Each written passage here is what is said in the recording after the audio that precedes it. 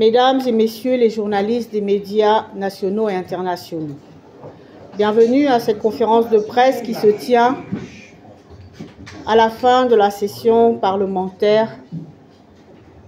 C'est l'occasion pour moi, en tant que ministre de la Réforme des institutions, également en charge des relations avec les institutions constitutionnelles, parmi lesquelles le Parlement de la Transition et les autorités administratives indépendantes, de présenter le bilan des activités législatives du gouvernement de la Transition au cours de cette première session parlementaire au titre de l'année 2024.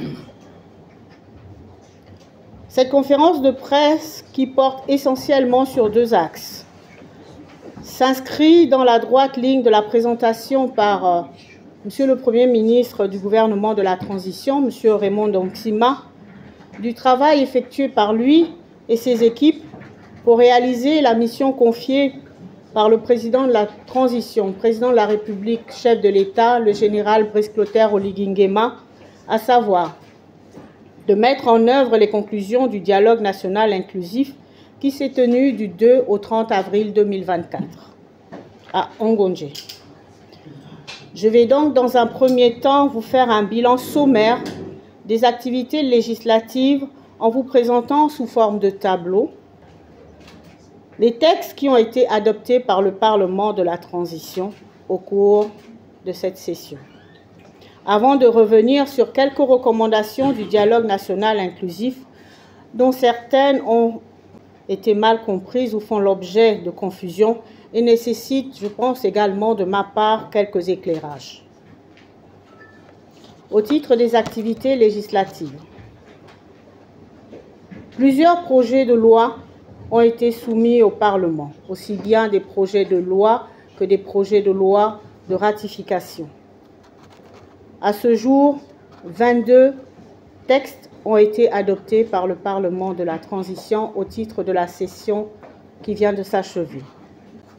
12 projets de loi, donc 12 lois ont été adoptées et 10 projets de loi de ratification, aussi bien de ratification des ordonnances prises pendant l'intercession que des lois de ratification d'accords ou conventions internationales. Nous sortons donc là d'une session parlementaire bien remplie, qui a permis au gouvernement de régler quelques questions liées, entre autres, au statut des fonctionnaires, à la création d'une société de construction des édifices publics, de la création d'une compagnie aérienne nationale,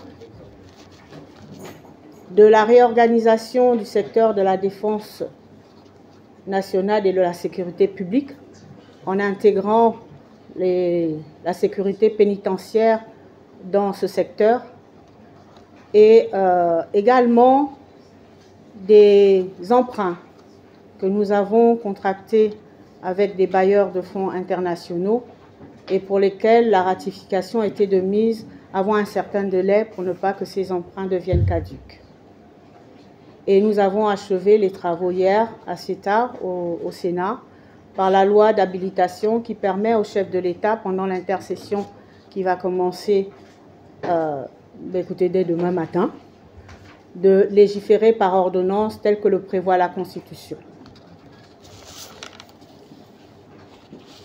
Nous avons également, au titre toujours des lois, je pense une loi qui concerne bien un certain nombre de nos compatriotes, notamment les artistes. Le Parlement de la Transition a ratifié l'ordonnance portant protection des droits d'auteur et des droits voisins. Au terme de cette présentation liée à l'activité parlementaire, nous avons les conclusions du dialogue national inclusif. S'agissant de ces conclusions, comme je le disais tantôt, il y a lieu d'éclairer quelques points d'ombre qui ont suscité de nombreux commentaires sur différents canaux de communication. Je pense que quelques confusions se sont installées auprès de nos compatriotes, parce que malheureusement, certains parmi nous ont mal présenté les choses. Je vais aller droit au but. Les conclusions relatives à la Cour constitutionnelle. Dans le rapport du dialogue national inclusif, il apparaît aussi bien les conclusions convenues consensuellement entre le bureau et les membres de la commission régime et institutions politiques, en page 4 du rapport, que les conclusions arrêtées également avec la sous-commission droit, justice, droit et liberté. Et comme les deux conclusions n'étaient pas identiques, si ce n'est similaires, nous avons convenu au dialogue de laisser le comité, ou du moins la structure qui sera en charge de rédiger le projet de constitution, de trancher, afin de permettre une cohérence entre les dispositions de cette institution constitutionnelle et le régime politique que nous aurons choisi.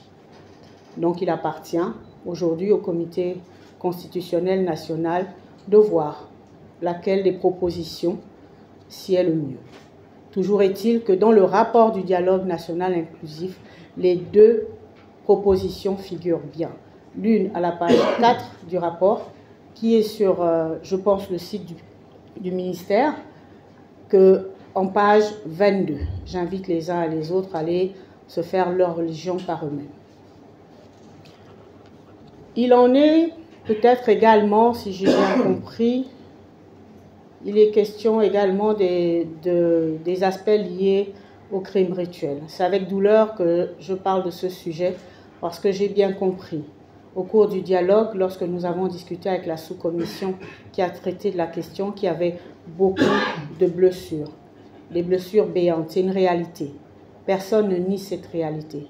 Cependant, ce terme ne transparaissant pas dans notre corpus juridique, le bureau avait sollicité que cette notion de crime rituel n'apparaisse pas dans le rapport, parce qu'il n'était pas de bonne loi d'associer des crimes à nos rites. Aucun de nos rites, dans aucun de nos rites de notre pays, la notion de crime n'est valorisée. Donc, pour ne pas porter atteinte à nos rites que nous voulons promouvoir, et ça a également été affirmé au cours du dialogue, nous avons pensé qu'il n'était pas bon de les associer. Ça ne veut pas dire que nous nions des crimes avec prélèvement d'organes tel que c'est précisé dans le code pénal. C'est le terme approprié.